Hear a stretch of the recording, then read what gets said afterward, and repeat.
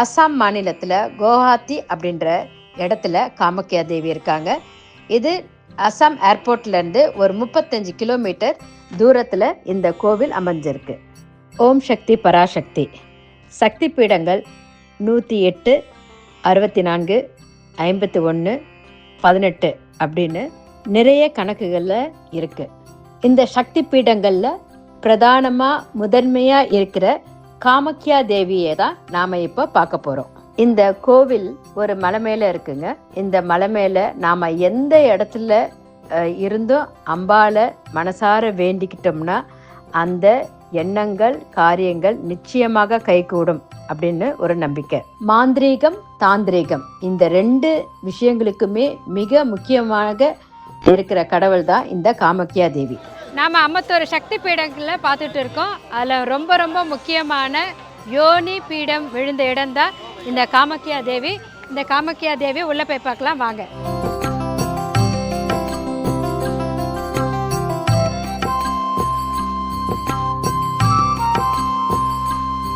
இது ஒரு மலை மேலே இருக்குது கோயில் இல்லைங்களா? இந்த கோயிலோட படி வந்து ஒரு 200 படி ஏறி போனோம்னா நாம் காமாக்கியா தேவியோட கோயில் வாசப்படியை அடையலாம்.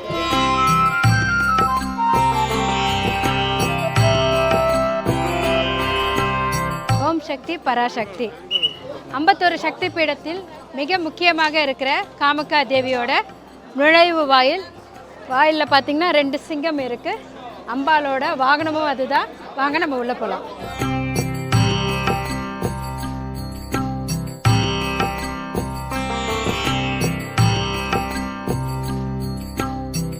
இப்போ வந்திருக்க இந்த இடத்தோட குளத்தோட பேர் வந்து சௌபாக்கிய குண்ட்.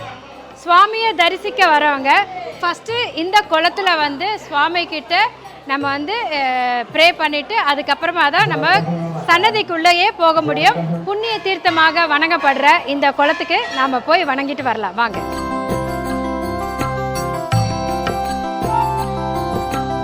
இந்த தீர்த்தத்தை இப்படி எடுத்து இடது கைக்கு மேலே வலது கையை வச்சுக்கணும். नम विष्णु नम अद्य श्री सूर्यगत्या லோகித்தம் அப்படின்ற தீர்த்தம் அருணாச்சலத்திலேருந்து வருது. இங்கே வந்து அது பிரம்மபுத்திராவாக வணங்கப்படுது. ஆனால் இந்த காமாக்கியா கோவிலில் மூர்த்திகளும் தீர்த்தங்களுமே தெய்வங்களாக வணங்கப்படுகிறது.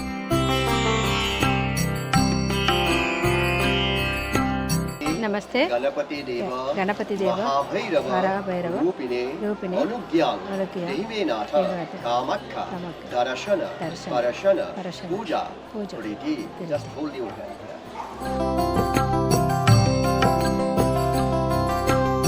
இது வந்து நம்ம வந்து புனித நீரால் நீராடிய பின்பு கணேசர்கிட்ட பர்மிஷன் வாங்கிட்டு தான் காமாக்கியா தேவியை பார்க்க போகணுமா. ஓம் நம சிவாய்.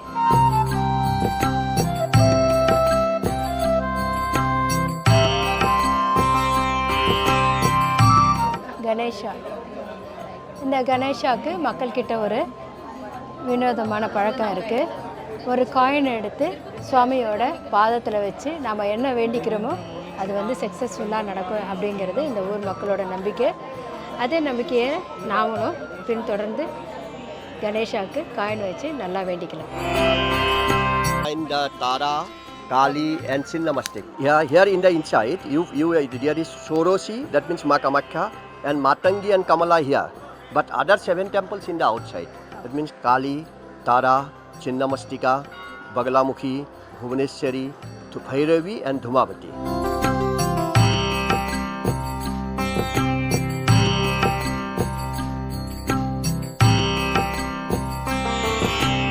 யோனி வடிவில் இருக்க காமாக்கியா தேவியை பார்க்கறதுக்கு ஒரு சின்ன குகம் மாதிரி இருக்குங்க. அதில் ஒரு 25 படிக்கட்டு இருக்கும். அதில் நம்ம இறங்கி போனோம்னா காமாக்கியா தேவியை நாம் தொட்டு வணங்கி மனசார பிரார்த்திக்கலாம்.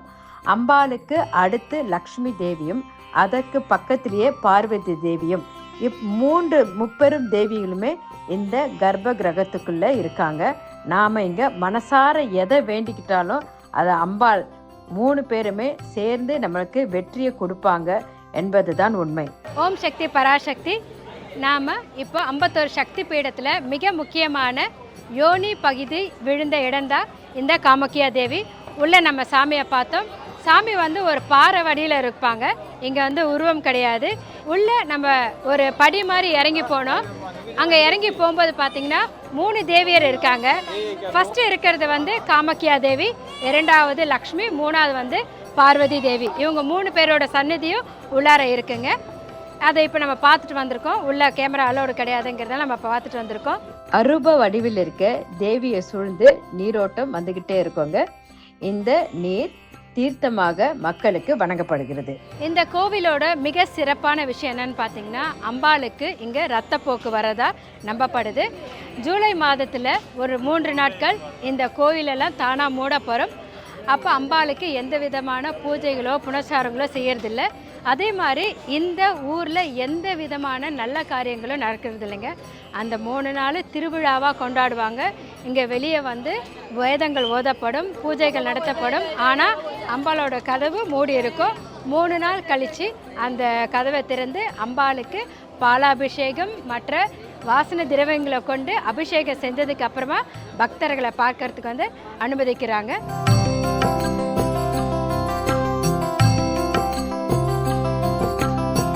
शीतला नमस्कार नमा नमामि जानी जानी पापानि जन्मांतर कृतानि च तानि तानि विनश्यन्ति प्रदक्षिणं पदे पदे. இந்த தேவி வந்து நம்ம ஊரில் முத்துமாரி அம்மன் இருக்காங்களா, அந்த மாதிரி அம்பாளோட முத்து நம்ம உடம்புல இறங்கும்போது சாமிக்கு வேண்டிட்டு நம்ம வந்து பூஜை பண்ணுவோம் இல்லையா, அதே மாதிரி இந்த ஊரில் இருக்கிறவங்களுக்கு இந்த தேவி தான் அம்பாளாக இருக்காங்க.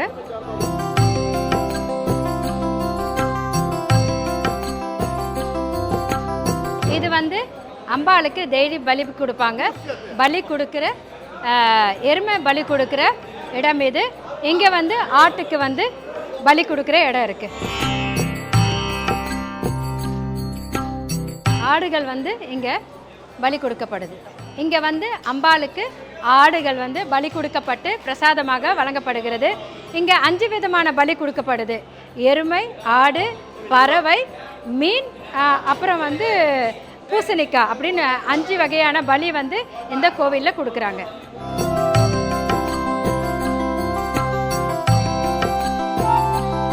இப்போ இங்கே வந்து புறா வந்து பலி கொடுக்க போகிறாங்க, பறவை இனம்.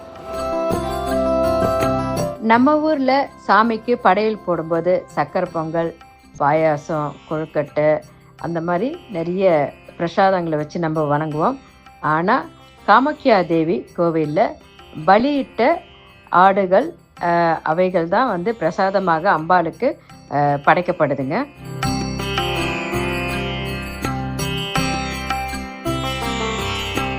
இது வந்து கேட் நம்பர் 2. இந்த வழியாக வந்து சிவபெருமானும் பார்வதியும் இருக்காங்களா, அது வரையும் நம்ம உள்ளே போய் பார்க்கலாம். ஆனால் நாம் காமாக்கியா தேவியை பார்க்க முடியாது.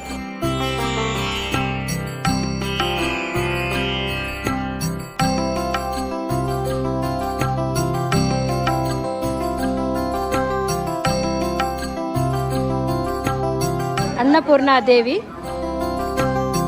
எவ்வளவு பெரிய உயர்ந்த ஸ்தானத்தில் இருக்கிறவங்களும் இந்த அம்பாளை பார்க்க மிக சாதாரணமாக வந்துட்டு போவாங்க.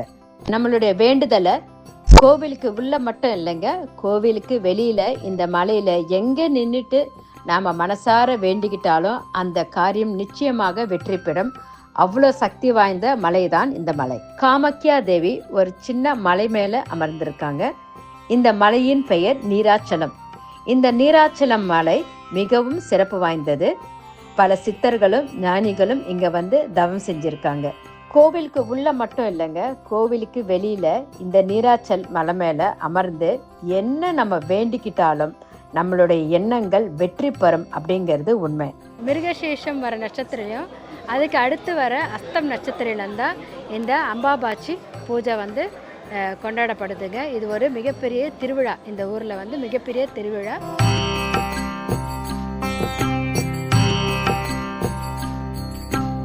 காமாக்கியா தேவியை திரிபுர சுந்தரினும் காளிகா தேவி அப்படின்னு கூட இங்கே கூப்பிடுறாங்க. நம்ம தென்னாட்டில் தெய்வங்கள் மூர்த்தி ரூபமாக வணங்கப்படுகிறது. ஆனால் வடநாட்டில் தீர்த்த ரூபங்களுக்கும் கடவுளோட அந்தஸ்தை கொடுத்து வணங்கப்படுது. உலகத்தையே சிருஷ்டி பண்ற தெய்வமாக இங்க காளி அமர்ந்திருக்கிறதுனால இந்த இடம் யோனி பீடமாக வணங்கப்படுது.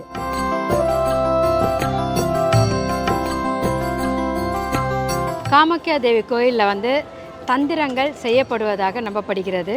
இங்கே அதுக்கான நிறைய பூஜாரிகள் இருக்காங்க. இங்கே பலி கொடுக்கப்படுது. குருமார்களும் பெரிய பெரிய அரசியல்வாதிகளும் வியாபார பிரமுகர்களும் இந்த கோயிலுக்கு வந்து பலி கொடுத்துட்டு போவாங்களாம். அப்படி வரும்போது அவங்களுடைய எண்ணங்களும் வேண்டுதலும் நிறைவேற்றுறதாக நம்பப்படுது.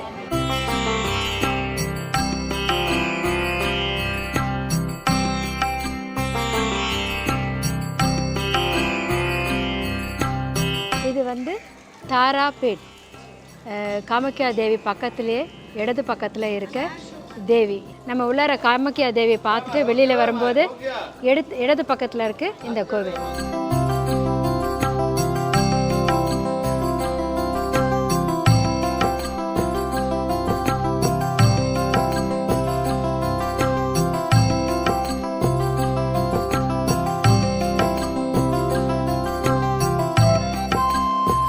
இது ஒரு 50 படி இறங்கி ஏறணுங்க. பகலாமுகி தேவி. இது காமாக்கியா கோவில் இருக்கு இல்லையா, அதே மாதிரி கொஞ்சம் முக்கியத்துவம் வாய்ந்தது. ஏன்னா இங்கே வந்து அம்பாளுக்கு வந்து இந்த பகலாமுகி தேவி கிட்ட வந்து பலி கொடுப்பாங்க.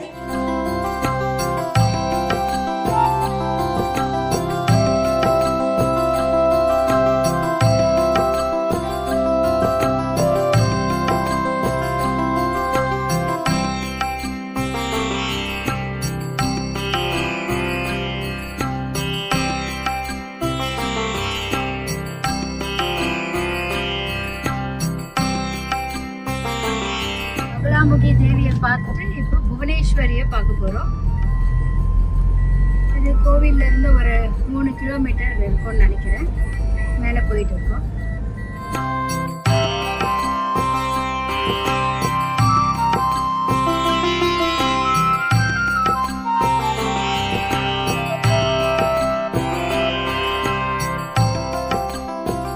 இது வந்து பகலாமுகிக்கு மேலே ஒரு 1.5 கிலோமீட்டர் தூரம் வந்தோம்னா புவனேஸ்வரி அப்படின்ற ஒரு காளி கோயில்.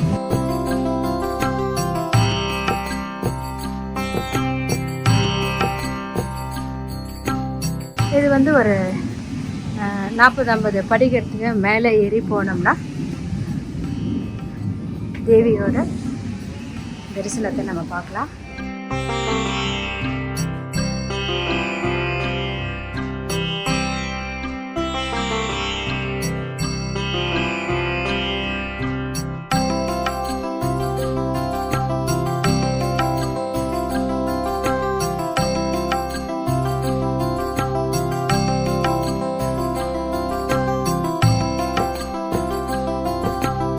இதோட படி பாருங்க எப்படி இருக்குன்னு.